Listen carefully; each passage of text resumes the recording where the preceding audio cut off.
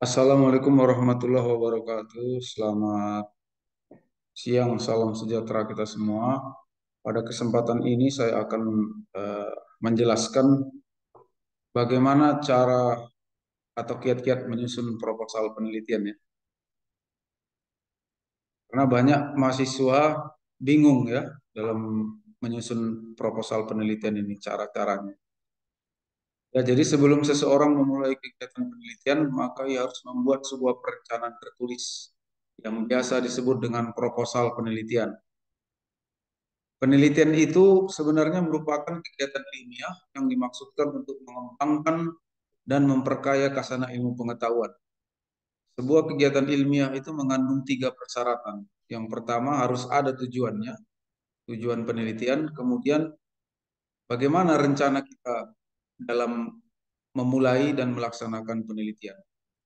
Serta yang ketiga, langkah-langkah kita dalam memulai dan melaksanakan penelitian itu haruslah secara sistematis ya, benar urut-urutannya. Nah, sekarang kita bahas skripsi, pengertian skripsi ya. Apa itu skripsi? Skripsi itu merupakan muara dari semua pengetahuan dan keterampilan yang pernah diperoleh sebelumnya untuk diterapkan dalam menggali permasalahan yang ada agar dengan penelitiannya dapat diperoleh temuan yang bermanfaat bagi keilmuan itu sendiri. Dalam menyusun skripsi ini, mahasiswa dituntut untuk sebanyak mungkin menerangkan pengetahuan dan keterampilan.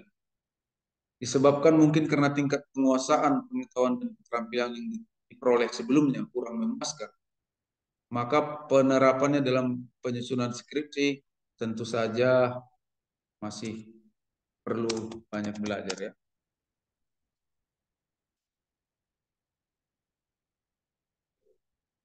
Latar belakang penelitian. Dalam bagian ini jelaskan mengenai apa yang mendorong peneliti untuk melakukan penelitian ini. Sekali lagi apa yang mendorong ya. Nah, jadi dari dalam diri kita ya, bukan kita mencari skripsi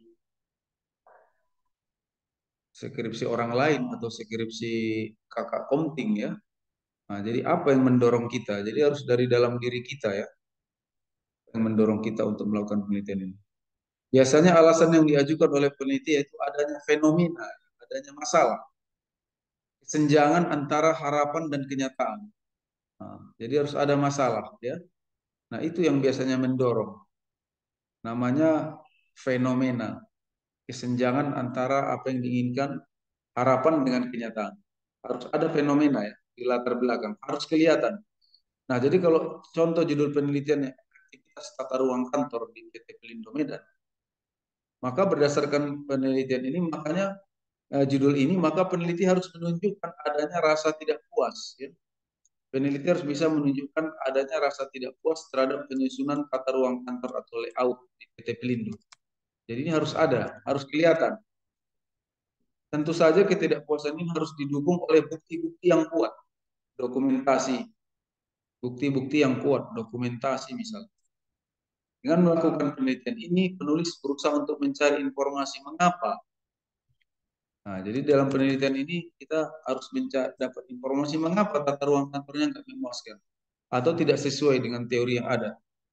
Jika memang dari penelitian ini diketahui bahwa penyusunan tata ruang kantor ternyata belum efektif, nah, jika hasil penelitian ya, ini bukan di awal, jika hasil penelitian belum efektif, maka peneliti dapat menawarkan saran untuk perbaikan. Maka peneliti dapat menawarkan saran untuk perbaikannya disertai dengan bukti-bukti alasan yang kuat. Nah, jadi semua harus ada bukti dan alasan. Bukti dan alasan menurut teori. Nah, menurut teori ya, bukan menurut kita. Bukan menurut diri sendiri. Bukti dan alasan yang kuat menurut teori. Nah, kemudian selanjutnya rumusan masalah. Apa itu rumusan masalah? Setelah latar belakang kan.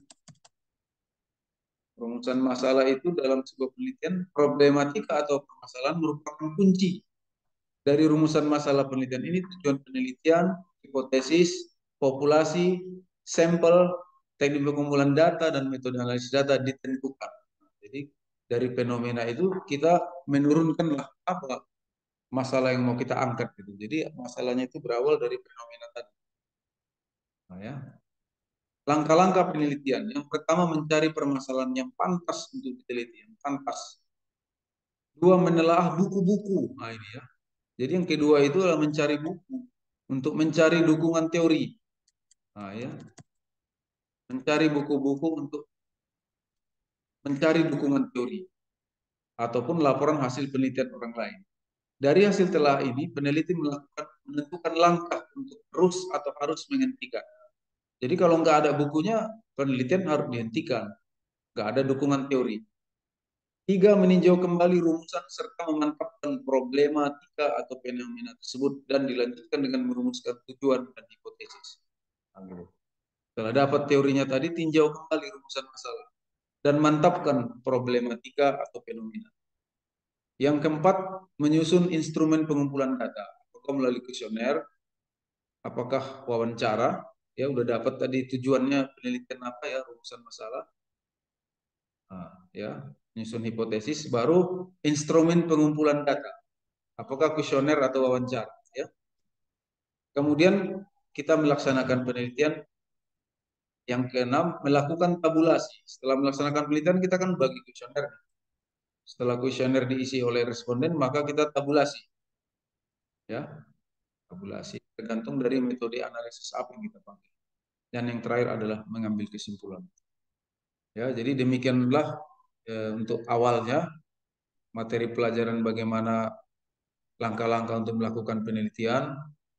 Untuk topik yang selanjutnya setelah ini, yaitu nanti mengenai bab 3 metodologi penelitian dan kemudian bab 4 analisis hasil dan pembahasan serta kesimpulan dan saran akan kita lanjutkan dalam video selanjutnya. Semoga video ini bermanfaat bagi kita semua. Assalamualaikum warahmatullahi wabarakatuh. Selamat siang, salam sejahtera kita semua.